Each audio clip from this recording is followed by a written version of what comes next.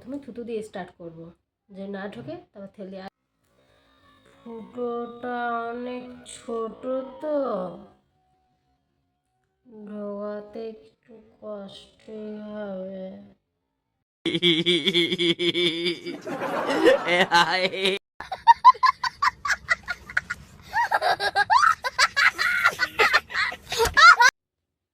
Hello friend, good morning. তোমরা সবাই কেমন আছো? আশা করি তোমরা সবাই ভালো আছো। তোমাদের আশীর্বাদে আমি এখন খুব ভালো আছি। মেনকা মণ্ডল চ্যানেলে তোমাদের অনেক অনেক স্বাগত আর অনেক অনেক ওয়েলকাম। আবার একটা নতুন ভিডিওর সঙ্গে তোমাদের স্বাগত।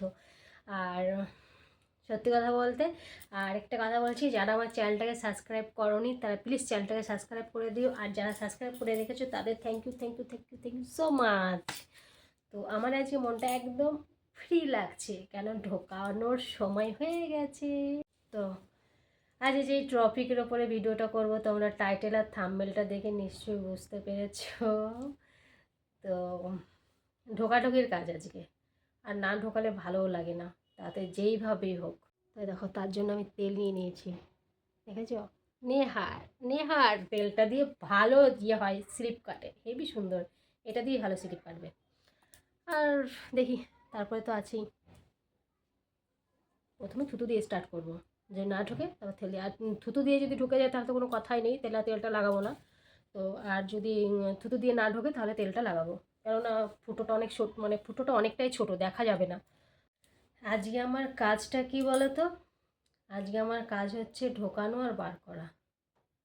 অনেক দিন ঢোকাই না, অনেক দিন হয়ে গেল ঢোকাই না। আর আর ভাল লাগছে না, থাকতে পারছি না, আর ঢোকাতেই হবে। উফ, কি আরাম! আজকে তেল দিয়ে কিংবা থুতু দিয়ে, তেল দিয়ে যদি না ঢোকে থুতু দিয়ে, আর থুতু দিয়ে যদি না ঢোকে ভেসলিন দিয়ে, যেইভাবেই হোক আজকে ঢোকাবো কিছু। ঢোকানোর পর তারপরেই তো মজা।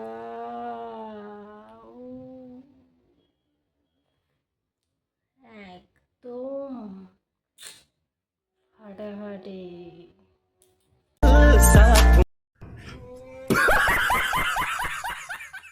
তাই দেখো, তার জন্য আমি তেল নিয়ে নিয়েছি, দেখেছ? নেহার নেহার তেলটা দিয়ে ভালো হয়, স্লিপ কাটে হেবি সুন্দর। এটা দিয়ে ভালো স্লিপ কাটবে। আর দেখি, তারপরে তো আছেই, প্রথমে থুতু দিয়ে স্টার্ট করব, যে না ঢোকে তারপর তেল দিয়ে। আর থুতু দিয়ে যদি ঢুকে যায় তাহলে তো কোনো কথাই নেই, তেলটা লাগাবো না। তো আর যদি থুতু দিয়ে না ঢোকে তাহলে তেলটা লাগাবো, কেননা ফুটোটা অনেক ছোট, মানে ফুটোটা অনেকটাই ছোট, দেখা যাবে না। ঠিক আছে, চলো আমি শুরু করে দিই আমার ঢোকানোর কাজ। তো চলো, এই দেখো কি করেছে বলো তো। প্যান দুটোকে আমি সেলাই করে দিয়েছি। ওর প্যান দুটোকে আমি একদিকে সেলাই করেছি আর একদিকে ছিঁড়েছে, ঠিক আছে? যা রাগ হচ্ছে না, কালকে তো পুরো একদম প্যান্টটাকে পুরো ফাটিয়ে নিয়ে এসছে, জানো? চলো দেখাই, দেখবে এটাকে কি করেছে। দেখো, এটা সেলাই করেছিলাম, দেখো আমার চোখ দেখা যাচ্ছে, দেখেছো কীভাবে ছিঁড়েছে প্যান্টটাকে? হ্যাঁ, এটা আমাকে সেলাই করতে আজকে সারাটা দিন লাগবে। একটা নয় তো, তিনটে, মানে যেদিকে সেলাই করেছি, ঠিক আছে, যেদিকে সেলাই করেছি তার উল্টো দিক দিয়ে গিয়ে ছিঁড়েছে। মানে রাগ লাগে না বলো? দেখো, একটা একদম মেন জায়গাগুলোতেই ছিঁড়ে ফেলেছে। কালকে রাগ হচ্ছিল, ছিঁড়ে গেছে তাহলে প্যান্টটা খুলে রেখে দিলেই হয়, তাহলে ওইখান থেকে ছেঁড়ে না বলো? ও সে খুলেনি, পড়েই আছে। আরে দেখো, আঙুল ঢুকে যাচ্ছে, বুঝতে পেরেছো? এই যে আঙুল ঢুকে গেছে। তো এইগুলোকে আমার কাছে সেলাই করতে হবে। আর একটা দেখবে, মানে এগুলো যদি আমি সুন্দর করে, এই দেখো যেদিকে সেলাই করেছি সেদিকে কিন্তু ছেড়েনি, দেখো উল্টো দিক করে ছিঁড়েছে, বুঝেছো? দেখো কেমন লাগে বলো? এই দেখো, এই কতটা করে ছিঁড়েছে, দেখেছো? এগুলো এই দেখো, মেশিনে যে বসাবো আমি, মেশিনটা যে জাম হয়ে আছে, মেশিন আমি সেলাই করতে পারবো না, ওইখানে জিনিসগুলোতে দিয়ে জাম করে রেখে দিয়েছি, ওইখানে সেলাই করাও যাবে না আর বসাও যাবে না। কী করে বসবো ঘরের এইখানে, যেটা টিনগুলো ছাড়িয়ে কাজটা করছি, ওই জন্য আর করতে পারছি না। আমি ভাবছি তাহলে তোমাকে আমি এখন হাতে সেলাই করে দিই, যে কদিন পরও, তারপরে আমি তোমার থেকে মেশিনে চাপিয়ে দেবো, তাহলে অসুবিধা হবে না। তার জন্য এই যে সব নিয়ে বসেছি। সুচ আছে এটার মধ্যে, কৌটোটার মধ্যে বার করি, সুতোটা ঢুকিয়ে নিই। আর বিলেটও ঢুকিয়ে রেখেছে আমাদের বর।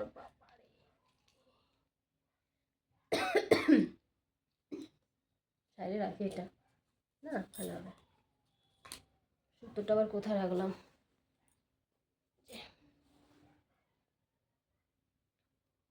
একটা ঝামেলা। এত ছোট ফুটো কি করে দেখি আমি, চোখগুলো আমার গেছে মনে হয়। আগে কত সুন্দর ফুটো দিয়ে ভস ভস করে ঢুকে যেত, আর এখন ফুটোর মধ্যে ঢুকতেই চায় না। চোখে দেখি না যে ফুটোতে ঢুকাতে গিয়ে আরেক জায়গায় ঢুকে যায়। কালকে তোমাদের দাদা ভাই তাই করেছে, ঢুকাতেই পারছে না, ঢুকাতেই পারছে না, ঢুকে গেছে। যাক, ভালো হয়েছে, তোমরা দেখছো না ওই জন্য তাড়াতাড়ি ঢুকে গেল, নাহলে ঢোকে না।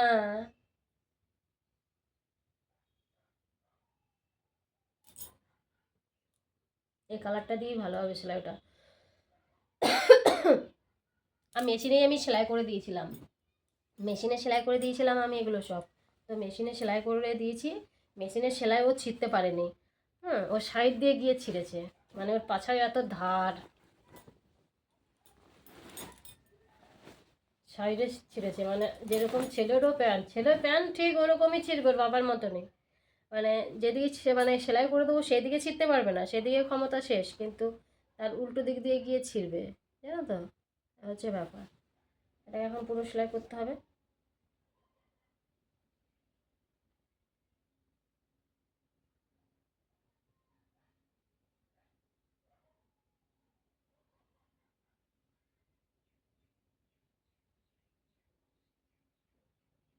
তাহলে সেই কাজ করতে করতে, আর এগুলো হচ্ছে দোকানের প্যান্ট, দোকানে কাজ করে তো হাফ প্যান্ট পরেই, ওই জন্য ভালো হয় কাজ করতে।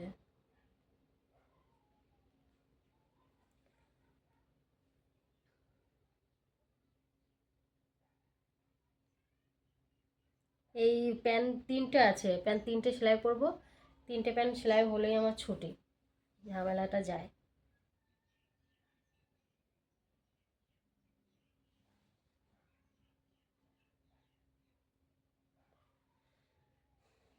আর কি, মেয়েদের তো এটাই হচ্ছে কাজ। আমি যেন রান্না, আমি এখনও রান্না হয়ে গেছে, ভাতটা হয়ে গেছে, তো কিন্তু আমার সবজিটা করিনি। সবজি করতে হবে, দুপুরবেলায় করব।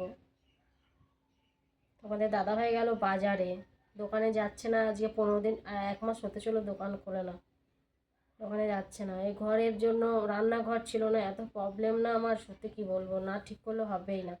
আবার ছেলে যদি বলে যেখানে থাকবো, আর একটা ঘরে অনেক সমস্যা হয় গো। তার জন্য মুড়ি বাচি করে, যাই হোক ধার দেনা মুড়ি বাচি করে ধার তো হয়ে গেছে। হুম, সেই করে আর কি সব ঠিক করছি, কি আর করা যাবে।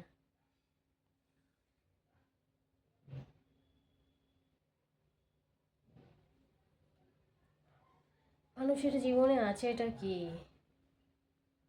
আর মেয়েরা সব পারে, মেয়েদের কোনো কাজে বাধা নেই, তাই না? মেয়েদের জীবন বলে না, মেয়েদের জীবন কই মাছের মতো, ঠিক তাই, ঠিকই বলেছে, সত্যি কথাই বলেছে, মেয়েদের জীবন একদম সেই কই মাছের মতো, মরে না বলো, আর যখন মরে তখন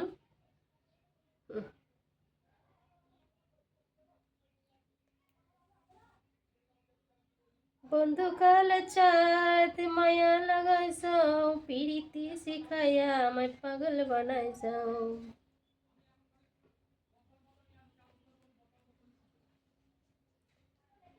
তাড়াতাড়ি করে সেলাইটা হয়ে যাবে, তো হয়ে গেছে ওর মধ্যে। একটা হয়ে গেলে ও পড়তে পারবে, না হলে ও পড়তে পারবে না, যে কাজ করতে পারবে না, অনেক জিনিস ছড়ানো ছিটানো আছে।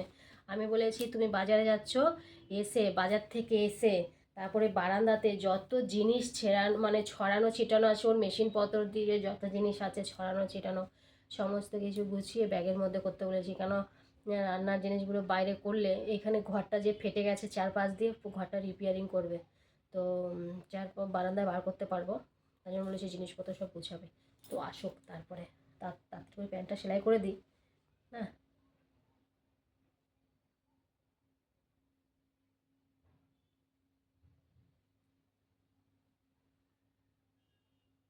চলো আমি প্যান্টটা সেলাই করে তারপর আসছি। হ্যাঁ, ঘরে তো অন্তত পড়তে পারবে। বলতে হবে দোকানের জন্য দুটো প্যান আনতে।